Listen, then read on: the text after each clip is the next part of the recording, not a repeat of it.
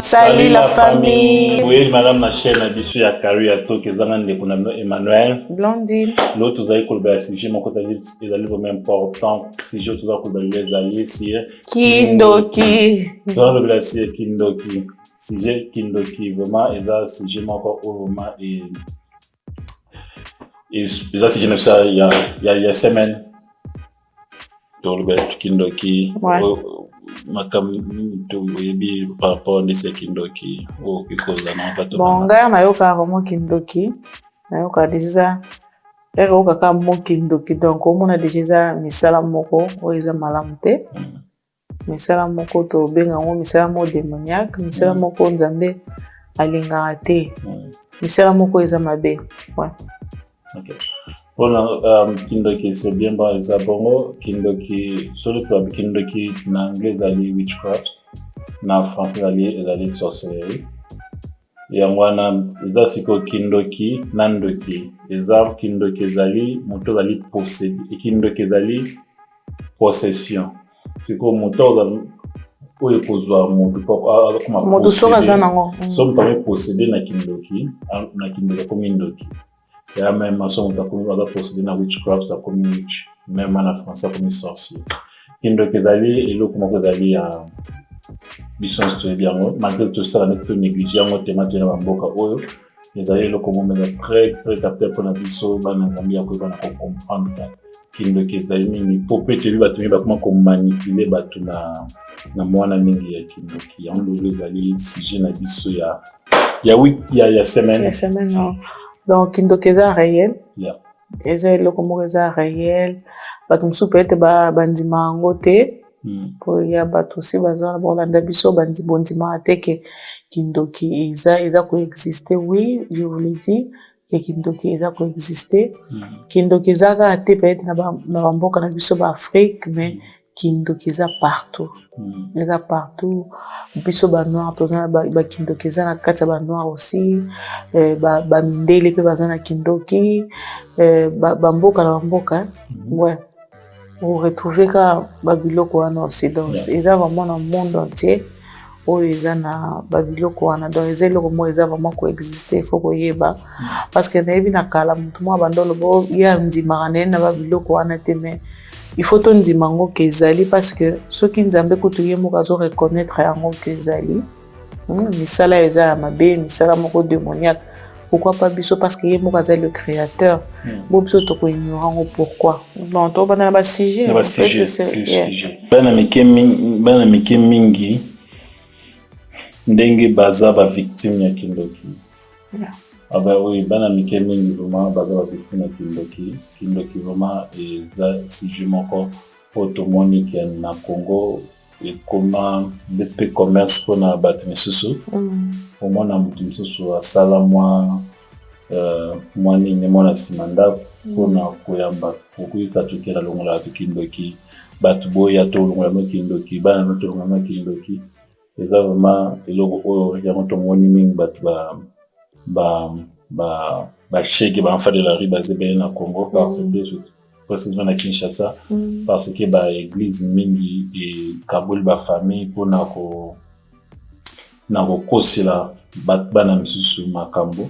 misusu pe ba ku ko ba kazana ndoki ba pe famille je benganie eza vraiment eloko oza na ko eza eloko na mode na kin na surtout na bana miken ya on peut on appelle mingi au mona que bana msuku ba kon ba chel pona kara yango mona zaine na ndako abanda vivre na ndako bien mais ba parents ba kufi famille tellement ka motema mabe a se retrouver libanda au mona za misala mabe ba bengani on a eu même ici aussi les cas aussi na ba mboka au Angleterre pour naka Kindoki aussi. Moi je pense eza sujet moko eza bien. Eza sujet moko vraiment eza profond parce que moko tozala bato mo to linga pe kolobela ba sujet te mais moi je pense eza aussi important au moins il y a un peu éduquer aussi éduquer peuple, éduquer bato va comprendre ozomona parce que un pasteur ou bien monseigneur parce que mingi za basali na nzambe au moins pour lelo ndeka auto ba keza business ba musuba ko muzongo lokwa business na bango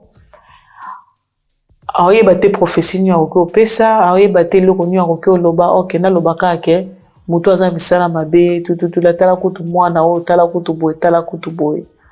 ozomona esa nini bomi pe ba nini bele moi je pense eza ba pasteur boye ba te peut-être ko maîtriser nini ya ko lobela ba makambo wana parce que c'est le moment eza réalité mais maximum to mona ke mingi bana ebele baza victime ba biloko wana mingi ya ba bemili bana na bandako ba bengani bango ba msupi baza na bona misala mabete ozomona ba misala mabete mais se retrouver libanda pour moi na yo mona que ba passer peut-être faut ba luka façon moko ya kolobela ba biloko wana ozomona mais ce pesa ba pasteur te msuza ka famille baomoko bamoni ke ata mosusu mwana na alinga osakana mingi bamoni ke te mwana aza na misala mabe bakomi kokelu ata mosusu bamoni ke mwana na ndeni mwana azala mpe calme ndeni mwana alinga osakana banzanza banzete pwani ya simba bamusuku tezala pwani ya simba misati bafamille mpenza mpe bana ndeka tolobaka bana bafamille mpe bele mpe osi bakabwani papa kabwani na bana mama kabwani na bana mpona nini peut-être makambo akindoki ebimaki okoto okindoki parce que biso pena na Congo tolobaka eza nayebi te soki tobenga mode de vie ya mode ekoma mode parce que motu nyonso aza na besoin bayebisi baprophétise ekendoki mo aza na nini boye mpo asala nini akoma monaka pasteur aza na nguya nga kuna mona baimage mosusu bazomelisa mwana wana bamafuta ya azali so disant babi bandoki me église wana ezomelisa bafuta ya nini ya mbila babidon mwana mokedo bazobete bafimbu ekomi abuse namosu babendaka bango na babende to miso masasi eza nini moko toyebi ke kindoki eza réel mais ekoma business mpona ba église ebele bamama bikudi babima bapase mosu ekomake ya alongola motu kindoki bwana bana miso ya kindoki bwana bango. God have mercy on us. That's what I would say. God have mercy on us. Bana mikemi ba victime na mwa omona ke génération ni otoza na futur na Congo parce que génération ça na baneti na tana génération na biso tozaka da victime na mwa bosko lele susu potala ka ndeto kende kinwana ba église ekoma dans l'avenir beaucoup zata na 20 églises et sur 30 églises tala ngambo bana 20 mapango vedi 20 mapango bota 20 bodizango par 2 on dit 10 églises na avenir ce qu'on a zo imaginer ba risque wana ya bana kombe bakomi ba phaseur to mona pe bani bele baza ba phaseur so singa mbongo ba mtana msu ya aja miki bakomi ba ya kaba la ksano ba msu sirage msu aye wana kaka asala mwa bina ubesela ta mwa loko moko wana po pese mbongo donc oyoka vraiment mawa moi je pense yeah les conséquences à sorcellerie les conséquences ya ba parents ou ba yoka isango bien ba gardien ba gardien ou peut-être ba yoka isango moi je pense faut ba parents ba se maîtriser pour ça to batali na vlog na biso autodana Kinshasa vlog de ezakina ba moi miki na lopesa mbongo boy comme ça na sola kina moi na muke pour taki yango musique to na ba yoka te na ndo so na moi na muke alobeke na tunake mais yonde ni na age no singa mbongo libanda boy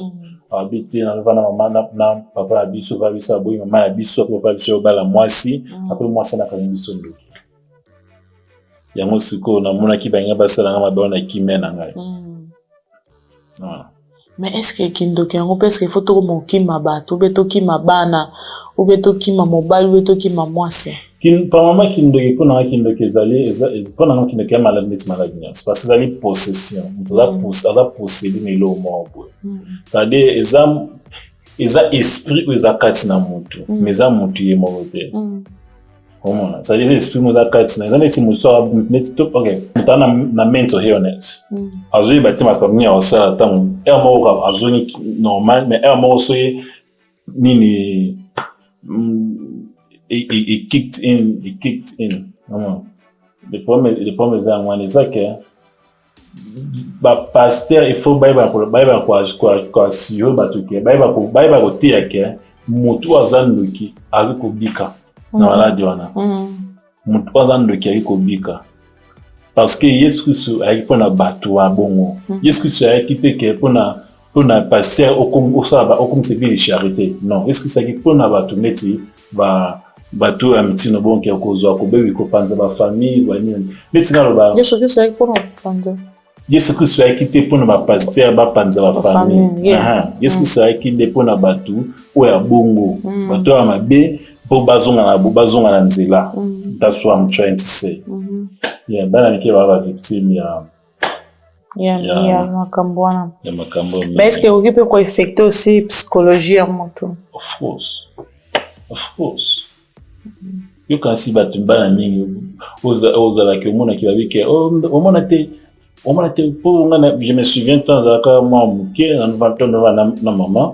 zaka na veni mo bwana wandolo bake bana na funa baza bandoki bazaki vraiment bandoki te mais ezaka tellement bazaki stressé na veni obimbo bake bana baza bandoki puis en plus bazaki neti bana msonaki neti bana bazaki bana babela SS ya Moscow autant que moi na ngoza bazaki neti bana bongo mo na consommer tabela SS ndenge zalaka c'est comment est-ce que bana on peut bazaki siko bazaki traumatisé na veni batu bakenda soba biloko ya konte botela losi na libanda boye ko soma kuna telpanga bandoki bosote kuna omona qu'est-ce que bana bazaki traumatisé omona bana ba kondi omona ka tala kupa bana benga bandoki mina kongwata na kindoki te omona attitude ne changer. Moi je pense il faut moto moko aiba que il y a toujours espérance nango. L'espérance dans le sens que aucun qu'on se retrouve aussi que aux anango et ça vraiment réalité aux anango mais moi ngana olobela mutu moko kuna que koyeba qu'il y a une personne au ya kokikolongolango c'est notre Dieu nous omona yende ka mutu ko bikisa na maladie to benga ngo maladie zaka bokono tu vois parce que ça molimo moko ye et ça nini et baby si peut-être moto là tout le la psychologie ya moto ngala ina kenango pe na part ya kota la communauté na biso congolais to ta communauté to keno na biso parce que to a congolais to lingala to bi bangolais baza ba rwandais bazali to ba lingala total peut-être communauté na biso wana tu vois que mutu na biso c'est comme si ebeba pe psychologie na biso c'est comme si ebeba to koma komema place to komema kindoki te to tika kindoki ozomona omona msusu makamoko e marché te peut-être kene musala mo boye musala ne simbité bandoki basalinga boye bandoki ya famille bon moi je pense et BBC c'est comme si et BBC mitu abatu ça veut dire lokandoki na iloko nyonso ngungaleli ndoki ozomona donc psychologie abatu c'est comme si et baby neto ba en anglais psychology ozomona psychology abatu et baby ozomona ndeti na nini bomona que muto osani muto obanga surtout so ayoki déjà mususu et tellement kota ye ata muto ye okosa ye aza capable aza ebo ou aza capable ya kondima mbala mo parce que c'est loko moko no ibate soki to lobenga ngo que c'est loko moko que to koli nango na makila ou bien to commission le quoi culture ouais ozomona culture moko moi le premier exemple tango ba mindele ba yakina Afrique tom de ba yakina Afrique bazwaki bato bakutaki lokola ba priest ya Congo bakombe bengi ba bandoki omona wengi wamba ndiforme kotumba bango yeah bamsu ba kuma kokima mso mo sala boy ba kuma ma l'air romo me ya kikite na Congo c'est comment est-ce que le pense que etika la bongo na diso mondo ki tseli banda bengana ya sala boy OK to bazaba bande kona biso parce que motu nyoso na ko enshoyo omoni ata ubengani mwana wana waza innocent mais ba ke vraiment le qui vous a un peu na boane pe na famille vraiment le qui boane pe na famille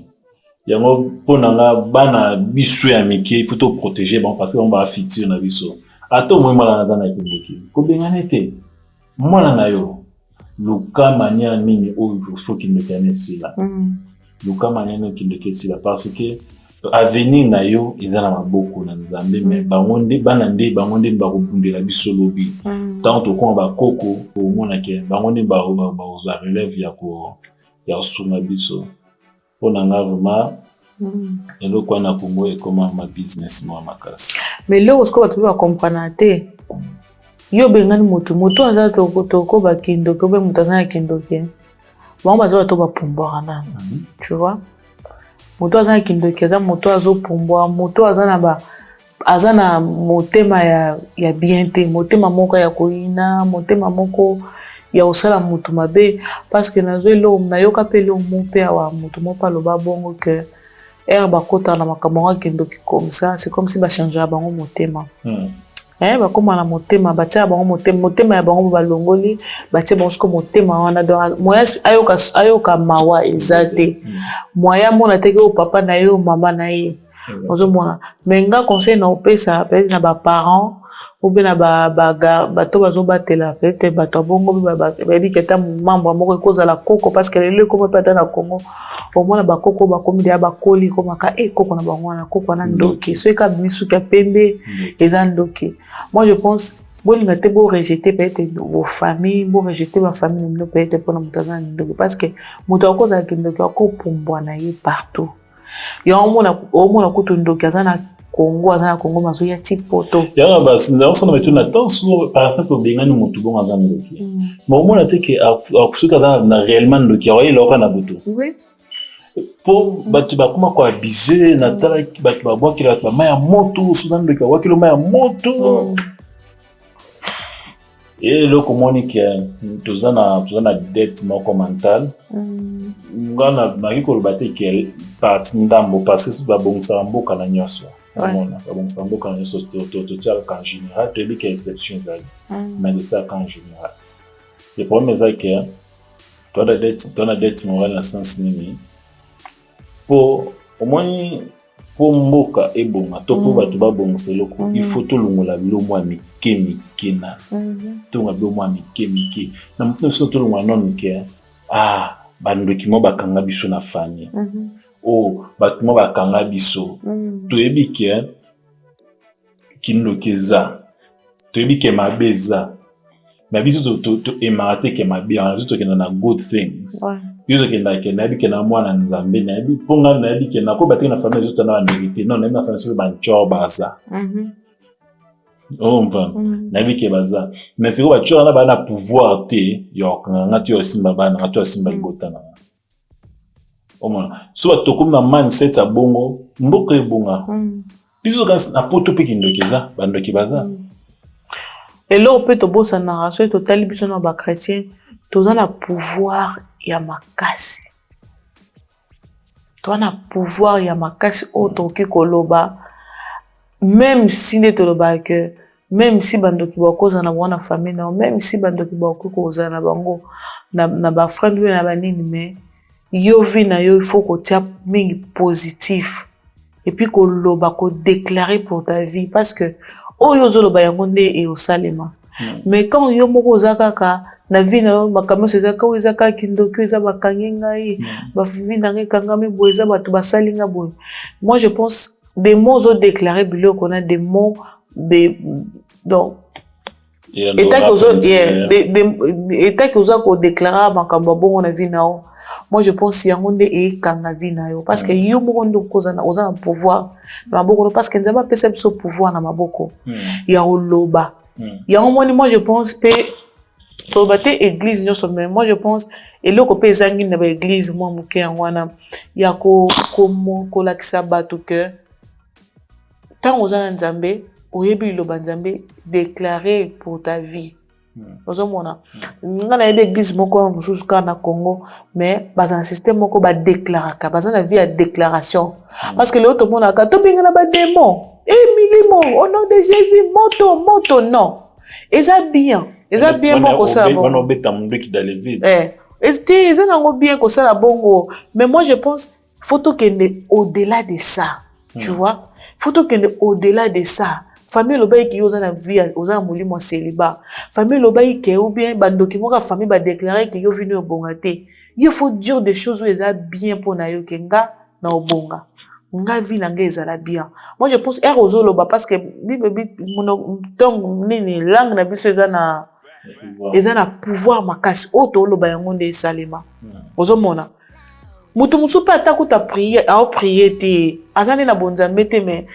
ton na ye munoko na ye ozomona makambo to mona ba paye mutu muso ya ebi na pe nzambe te ozomona mais tellement wuti ka pa nzambe na ite zo comprendre le quoi tellement wuti ka pa nzambe aza ba pouvoir mo soka lobe le koko mutu a prier te eloko na okende simba esimba pa eloko pe simbi ce qu'on comprend bien mais mutu nini ni ye a priaka te moto ndeni niye asambelaka te mais alobi makambo moko pe boisala mais pourquoi parce que il a compris peut-être monoko na ye ton na ye eza na pouvoir Dieu nous a donné un pouvoir moko eza très fort yango moni to tika mona bandoki partout kotia bandoki ozomona partout na vie na yo vie ko ko marcher te ezaka bandoki ka bakangi Msusu vie marcher te nzambe pas encore permettre aussi des choses et marcher te ozomona nzambe pas encore permettre eloko mo pe que et même on a épreuve ozomona parce que biloko musu eza pe épreuve au moins beno ki luka musala bo mo musala na ozu yango te OK peno ni bo pe nzambe lingi ke ne mo peut-être il faut que ozo mbongo moko po ozo place ozo nini moko wana promotion moko na temps na peut-être ozo peut-être nzambe lingi OK na dimension mususu o matisa foi na yo na eloko kete na ozo na ngana ebi ke na zwi na sikote na kozwa kaka tu vois moi nga elo na kolobela moto na minute o azolanda nga koyebiso ke tika kotia ba négativité na vie nao kokanisa te nyonso ka na vie nao eza bandoki moto akoka moto pasi ndoki moto akoka o nini suye boy ndoki o na beli mwa muke ndoki kendo hôpital pèse mine à l'église parce que tous les chrétiens toba bengango évangile de ba ena évangile wana ye bien te évangile bato et côté ndenge ni côté là mais le problème est ba tu vas comprendre Dieu ba passer va comprendre Dieu parce que ba passer ming ba bato batanga mutu ba bandeni mutu a travailler quand même d'être humanisme quoi c'est quoi baza bato ba ebi biloko ama moi ça va pas ça ba radio et moi parce que ça peut ça moto prophétie azo radio et bato ça ba main ba magie radio c'est-à-dire tu biso bloco par rapport azo radio et un peu même mana va passer au cas où biso que azo radio après azo ebisa parce que tout le monde tu vas comprendre bongo comment c'est que mutu mais c'est pas aussi tout le passé non on dit on trop généraliser parce que tu boy que tout le bateau tout pointer des doigts on donc tout ça les autres pointer sur mes actes mais on tout ça en général va passer bien basé belé va passer ba mise sur bonzaï va passer même si basé belé na rendre basé belé donc on va basé belé mais tout souffrir kana na tout ça on généraliser au moment que bazo read après cela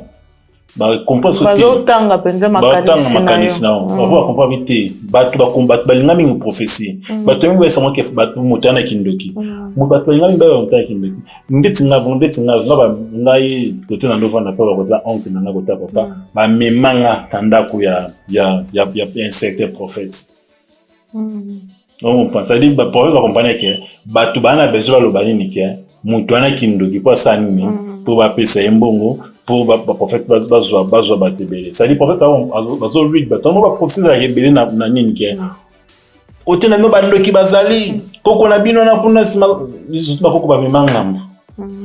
mwana na bino na kuna azaboy nini bazo tout c'est là où mon akem isa ba comprendre que bandimi balingi biloko zo na shine c'est ça mission na matoi na bango mutako ndi mazan avani nzala avana ndako bikok mais ba c'est quel koko na ba mo azandoki wana aza happy ozomona le problème c'est que le problème est la mentalité mo tozana ngona no ke la mentalité ke tozolinga toyo bandoki mingi na mokili toyeba bango ke mutu bazandoki mon problème est et après après bengani c'est le mutazango après so bengani siko ozuni to na zande oyebi obengana po ozuni osoma c'est vraiment profond et profond penza ko lobela vraiment makambo parce que lelo to lobaka batei ba prophète ba koma kaka ya kobangisa mate ya mingi komika ya kobangisa ekomaka sorcellerie donc ngazalaki oka mutalo ngazalaki ezaka mususu ezaka bakanga yo quelque part moni parce que quoi ça moto na musale ni te kene no sa ta mo ba training moko ba trainer que nous sommes au s'entraîner na eloko moko boye ou bien kende na nzo mo makambo o mono kende te kenda to sa la couture kenda ta o lukata ko sa menuisier kenda to luko sa l'électricité ozomona lelo peut-être moi je pense elo pe église ezo misiango wana kola ki sabatu nenya ko ke koluka différentes options neni muta ko ke koluka ta ba ndeti ba cours comme belé ozomona ata na kimokolo boye ata na Kongo na ba cours ezali o muto ko yekola coupe couture nini boye po epeso ata mwani mais komaka oyeboye MC mozana na mbongo na muke komi pesa na mbongo wana po ata na yoka pe baba nani mususu ba prophète mo ba mususu bazala na mboka oyo bazala ba passer na Kongo surtout biloko wana eza mingi na mboka oyo bala o bazala ba passer na Kongo kuna ne ba pesa bango ba prophétie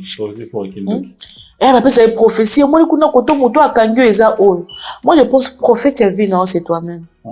yo moko no za prophète ya vie nao c'est toi qui vas prophétiser pour ta vie.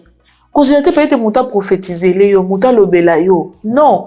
yo ndoko prophétiser même si on dit kambo les autres travaillent on ba biso so ba biso photos na foi kati na biso même si les choses ont marché te ndima yango moto za so peut ozona pe na posa ya mutachi wa maboko te ozomona so ni ozana na posa te. Mais na foi na yoka ko binzambe oui ça marchera na nzambe ko simba eta ke yo ndimi nzambe na yo comme Seigneur recevons ndimi otambola na ye moi je pense diable okokate et puis nga na ndima eloko moko que mutu soko zo tambola droit na miso ya nzambe diable akoza na pouvoir te osimba non aza na droit te kokalisa te parce que zo tambola nzambe mona que les choses ezo marché te okanisaka makambo ye marché te parce que kaka msu nzambe azoyokanga te eske naza na nzambe obe naza na nzambe te non oza no na nzambe mais ezaka yosala nini ondima tu vois ondima et puis ozala na foi aussi kati na yo moi je pense c'est ça donc na next omona bamariage ebele eza détruire quand nde tolobaka na mamba kindoki omona couple kendaki na église moko boye bakende ko prier bazali na ba couple ya bango bien monaka mwasi na wana nde mutakanga yo parce que tellement bato bapesi confiance mingi pe basali na nzambe eza mabe te ozomona babon mpe mabale ebele toyoka kuba news musomona ke boke boye komi aza mobali no te mosusu pasteur wana azolula ne mwasi yango akomi omoi mobali wana aza mobali ya vi na o te te atina olito te malakisi eke oyo aza na mobali wana aza ya yo te boboyana ozo comprendre omoni kuti ye kundi aza bon ye nde aza ndoki ya famille na bango ye kundi asimbela bafamille na bango kindoki ye kutu boye mwa mpe mwasi asali aboyi mobali libala esali ekufi ozomona. Moi je pense que na nyonso tozoloba biso mpe ezala lokola conseil mpona biso parce que moni expérience eranda motu sage na nyonso oyo ntango mosusu tolekana na bomwana yango ozoranda biso sage na kimokolo tu vois ntango mosusu omona basagesse mosusu tokomana na vie eza par rapport baexpérience toleki nango yango na kolobake na motu nyonso ozolanda biso toza awa mpona kosungana mpona kosunga motu neti na biki nde na bato je ne sommes pas parfaits toza bato lokola bino mais toza awa mpona kosunga epe somona oza eloko asunga ata na commentaire ya kotisango na commentaire to commentaire omoni commentaire te badetail esi elekana na mopanzi eleka mopanzi okoto to okoto au inboxer biso nango au fait biso pe expérience na yo so beso ni pour participer nous sommes toujours là tozana parce que tout ça pour na osungana tosunga bande ko tosunga famille eza mabia biso tozana uniquement pour na kosunga kolendisa bato bit na biso eza ngwana ya mwani tonga na lingana soulever sous point mususu quand to ba kindoki to bengi yango na bande to bengi yango misala omoni lelo bato tolobela pe ka kindoki totala ngo kaka na angle moko spirituel mais de to benga ngo ke misala ya moto ndezo déterminer ke moto azana misima kindoki motema ya moto ekoki ezo déterminer ke moto misala ne ezo déterminer ke moto azapena misala mabe ozo mona ndangina me manini koloba nini ke kindoki zaka ko ke koloka te ozo mona kindoki zaka te ote na pombo na butu parce que le to mona to ta na ba na nini mona ke moto emsu beaucoup za baptiste oyo asala mbusala théâtre ensemble to mono mutacheli muninga poison doana kende akufa mais yasa nini ça dia kindoki moi je pense ça kindoki parce que les a cause de na cœur wana ya mabe wana parce que olobaki lo mo na kati te solo olobaki lo mo ke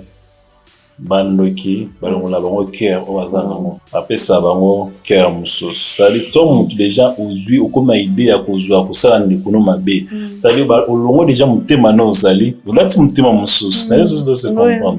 tant olati mutema mususu ngo epesa aussi ko opportunité yo sala ndikuno mabe comment donc on a pesa déjà kindoki oui pesa kindoki to mona ba mususu ko to mona ka mususu ba parents mususu mususu za parents na hote mais alingi ne ka bonheur na hote alingi ka bonheur bana ya subana ya mobile na ye ou be bana ya mwasi na ye alingi te ba bonga. Moi je pense qu'on a cœur on a mabe parce que tout le monde a même si na mokili pe mona que bateau bazar moto moko alingaka malheur na yo yo malheur na yo kaka esengo na ye ozomona koza déjà na motema wana ya mabe ozomona motema wana déjà olingi moninga na bonga te olingi moninga na vieza bien te yo soko monika moninga na zubo yo motema ezosua. Moi je pense que ça déjà une cœur déjà yo moko komi déjà kobota motema kindoki déjà katina yo ozomona sans les savoir déjà comment otiki déjà semence ya diable parce que semence mususu ya diable ekotaka nde to baka kindoki bakindoki mususu ekotaka conscient yo moko boye na boza conscient te mais ekoti parce que ekoti déjà kati na des choses na haine kati na des choses na envie moko boye et puis diable ya sa nini a tie siko biloko pe kati na parce que total de ndenge ba pesa moto kindoki to mona ke ba pesa moto eloko moto fait te fali ande to mona na Congo mingi nde to yebeli na Congo mais c'est quoi na mboka mso nde na bandudu ba so oza moto moko kota makamba ba to mona to ba songi ba mboko so na bandudu bazo na banda te bele ba koma bancho ba so kamono to ka koti mno ka ba pesi yango video zikindoka oloba oziango bikota ba bambio pango wow ozomona donc komona que beka papa to ba bikota ozomona motema na wezo beta okiko mimona ke oza na esprit wana omona motema parce que omoni ba jalousie mususu papa nanga soki débordé moto za so mo zape jealous ne loko moto pas uni yezu ba point belé boyende ngabe fe na zo ngo pe mo boye ba bilom c'est normal moi ba jalousie mo est normal mais so poni jalousie na yo komi te yende ni azu bongo non okomi ko kolinga ka mabe la moto moi je pense okomi ko tika diable ne na mande koloba okomi tika diable déjà a s'aimer parce que de to andolo bana bitobi na Congo yo pesi ya yo point de vue kana na kokoloba makamba bato kubikota kota makamba mais to mona pe na Congo de to yo kaka mona ke ba pesi nga iloko boena liaki omoni a s'aimer katina yo lelo po diable a s'aimer katina yo te amona yo te koza na iloko ya ye ozomona parce que diable ko seme yango moi bato musomona alali boye msusu nde tomona exemple peut-être ça sujet vont complémenter mais mona mutana comme na mari de nuit tu vois peut-être là atika ki semence ye moko ekotela ye ozomona na ba penser na ye msusu monde tomona na ba mibali aomona mwasi libanda te aomona sima mwasi te aomona batola mwasi te akomi dia ko penser efio yeso na simba ki efio so na sa ki boye tu vois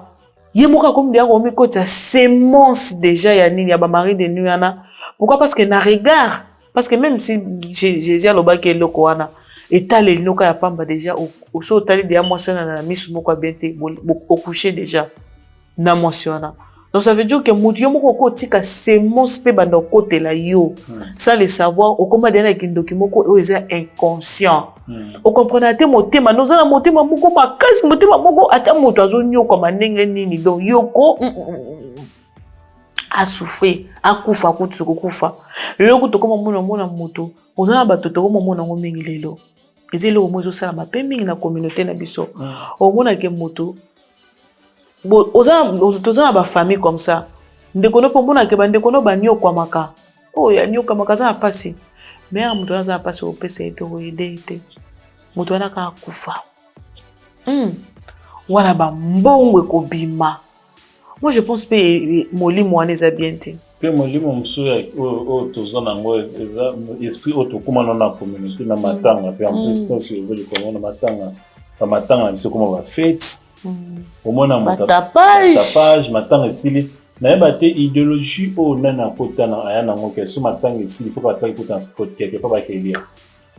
te waneza mapete waneza mapete na ilo kwa na sikila na ngote matanga esili faut beaucoup dans quelque part bolia bomela masanga bobina so bokinda sani bo célébrer kufa ya mutu seko ya mutu to ekundameli ya mutu nga na mona waneza ngo mabete zaka ke bokaboli pe mo iloko peut-être ko joie time wana kolela kolala ensemble balingi wana moi je pense ko la savoir ba tuke to kabo na invité ben zaka culture moi je pense nga culture ana na linga ngote aba culture mo za culture biloko mo à revoir ya bloc ebele photo à revoir parce que moi je pense que l'eau que ça m'a fait tapage de coma. C'est l'homme surtout comment ça là. Faut te battre. Est-ce que il comment Christine Abisso avant Mindele tout après Mindele. Il faut bilo mettre comment auto baketa Christine so il faut te que est-ce que ça Christine vraiment Abisso. Et ce ça Christine Abisso faut te il bandaka avant ou après. C'est ça avant l'histoire. C'est bon, mais c'est ça après l'histoire. Tinate. Parce que comment c'est-il Moutakufi, Yosi, Oyena, Bilambola, Kindoki, Kindoki, Mama, Kindoki. Il y a un tapage, il y a un tapage, Yoji, Versas, et comment on a bon battu, comment on ah, Jesus. But we know Maweza is so. Maza is so terrible. Maweza is so terrible.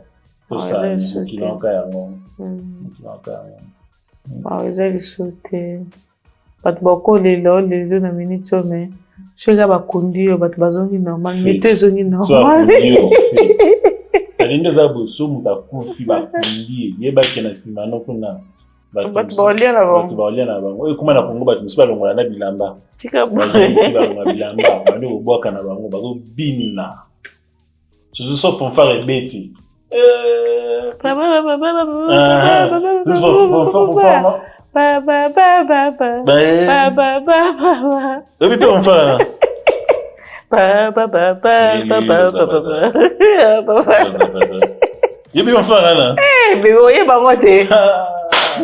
Pour faire la suite, bêtis. Le biso est bête tout à qui wa pour bima. Et bête à paix. Ba bo tambola sko na ebembe. Ba ki na ngobo. Ya lo moko za lo moko ya ko revoir. Mais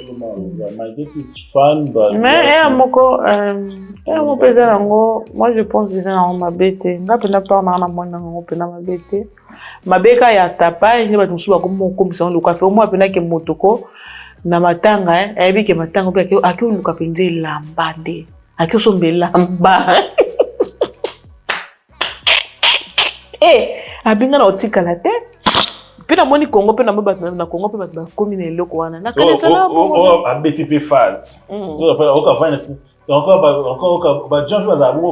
oka vendre asima soli bu musko na kwa nini beti zo c'est ça vraiment ezaka biso ko tala au monde to baka total na catégorie nyonso indoki na misala pe ya moto eza no misala ya moto bele kinoki ara mutapombo ate na mutu o bengani mona na kindoki na mutu ba kini mona na kindoki ma ya moto na mutu tu tumba bona ba sachet na mutu tu uzimas dama sasa ne kwela yo déjà opérer ça moto ba makala ndio tu tena ba chasser tak moi mais ça na sku mpepe jeu kwela ndio na mwa pesa makala makasi mkuta wana domaine vile kwa ne kwelilio o ganga na so tu mantala benga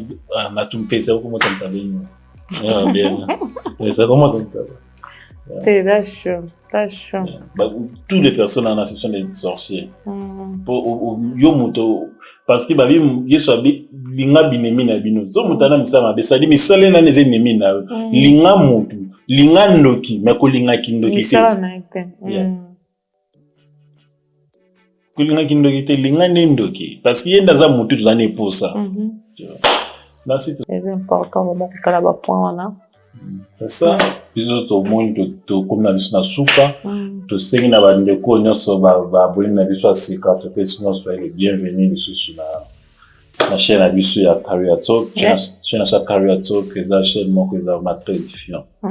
eza na tona ba section libéré na kati na section moko te ya vlog na section moko te ya crapo mona ba komi lingala na English so ngamu to ngaka anglais au fini côté anglais so lingano lingala otano biso bato to baso lingala yana côté miso ba komi prédication yana côté miso ba komi côté ya suki ya hair eza côté my lovely wife she does that makama suki eza ba section sana côté miso ba komi English to lingala to English ya côté kuma yeko la lingala to anglais so eza na ba bloc belé vraiment bon s'abonner sur belé bato ba s'abonner te vraiment pour s'abonner inviter ndeko to s'abonner to matisa vraiment ni na biso oyo bato mingi ba yo quand bato mingi va participer on ba conseil oyo c'est vraiment bien so là la suggestion moi comment que le mot to le awa et de tout monde que on ko c'est un place comment on a comment ça là combien on ba commentaire nuance to tanga ngo nuance par commentaire tout autant commentaire dans moi commentaire monter que tu échappe commentaire nuance autant comme commentaire tout le monde qui commentaire non mais ça est différent au moins to zo to belango pe na vidéo o to ya kuna to belango na ngana baxelo komoko kindoki mususu pe zali bato balinga ko kosela bato makambo kindoki bato mususu bakosi yango makambo minene tomona yango ata na baartiste tomona yango na bafamille moto ape ete alobani eloko ya bongo te mais yo mpo olinga oboma moto wana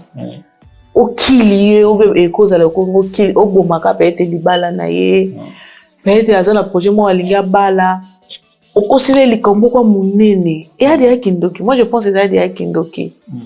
ozomona ya okosila moto likambo pe ete moto na pe bato mosusu bakosila bango makambo mabala pe ekufa bato mosusu bakosila bango makambo mpe na misala ekufa nde naoka bato mosusu kutu bamisala bango ekufa omona mpe kaka congolais mosusu azalaka botravaillani akenda okosila makambo moko boye pa boss person nini alongoli yo na mosala ozomona osalaki eloko wana te me alongoli yo donc bato ebele bakosila bango totali ata na banini mosusu bakosila bato mosusu makambo na bata na bakongo na bapolitike papapa bakanga bango ozomona so bani bakondane pe bango ozomona moi je pense kindoki pe eza aussi na partie wana oui qui si gens qui ndoki eza mulai to luka partie de photo qui na partie de na to 150 likes photo qui na partie de 50 ba jeune 50 jeunes sur 50 j'aime les autres qui ont parti parce que beaucoup de gens moulaï. C'est comme dans 50 j'aime peu aussi là. Nous sommes participer au tes commentaires nana ni on est participant hein participe Jesus otie na kombo na je pense to bato kombo bato participation na ezali nini elo ni niveau ba suggestion non suggestion nini pour la idée oyo ya sujet autant tout ça sujet oyo ça te pour te condamner ba pasteur. Normalement, nous ne sommes pas là pour te condamner ma pasteur, nous sommes pas là pour te condamner mutumo quelconque. Mais tout ça, pour qu'on a édifié bandeko, on a quoi ça bandeko que toujours dans la carte, il y a des vrais paysans, il y a des faux. Il y a des vrais pasteurs, il y a aussi des faux. Il y a des faux. Faut surtout ça l'attention. Il y a des vrais prophètes, il y a aussi des faux. Faut vraiment causer attention. Ce que sont les lambas originales, c'est pas qu'il y a fouillé piratisé. C'est ça qui est normal. C'est ça qui est normal. Faut surtout ça soit attention. Non. Oyo, azolo banaï bien mais il était bien. Conviction aussi est très important. Mais batuto tikaboli, batuto balingi prophétie. Maman, surtout qui donc parce que une heure du temps déjà. Ah, il a dit ça. Une heure du temps vidéo. Ouais. Donc, il y a autour de 3 heures de aussi on a 50 likes. Auto. Tout ça, deuxième partie. Tout ça, deuxième partie. Sans plus tarder, on vous aime beaucoup. Que la gloire de Dieu soit avec vous. Votre fils naïf, qui mène naïf. Et où mais la carte naïf, ce côté sur aujourd'hui. Please, we beg you guys to s'abonner à la chaîne na biso ya Kariato. So vous s'abonner et encourager à biso. Puis non ça so moi so va s'abonner encourager que. Na comment. Na comment so va like. Bazo na ko na ba na ko aime na encourager que de chaîne na biso vraiment. Vous s'abonner, vous like, que la paix du Seigneur soit avec vous. Bye. Passer comme against you especially nga na ko pesa peut-être témoignage nanga parce que bilo musu foka kolobaka tu vois parce que esunga tu vois na remember na po biso to bota ina no avant to balana mais to na mo ba difficulté aussi na no ya obala ezaki vraiment je biso temps ko e comme na temps on a comme ko ça musique pour sentir que bato peut être confiant ki makambo na yo ya oyebisa makambo no ba difficulté na bino que pourquoi bobalani te na temps on a no tout là